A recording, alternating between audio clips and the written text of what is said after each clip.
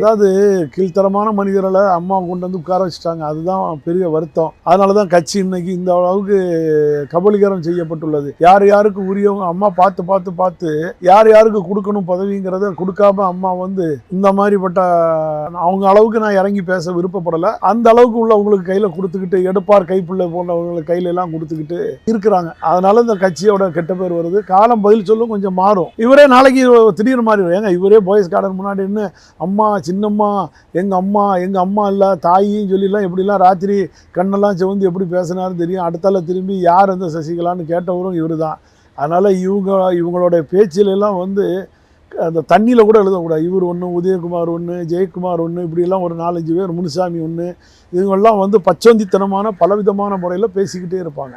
அதனால் இவங்களெல்லாம் நம்ம பேசி நம்ம கால நேரங்களை தள்ளுறதோட புறந்தள்ளிட்டு போகிறது உத்தமம்.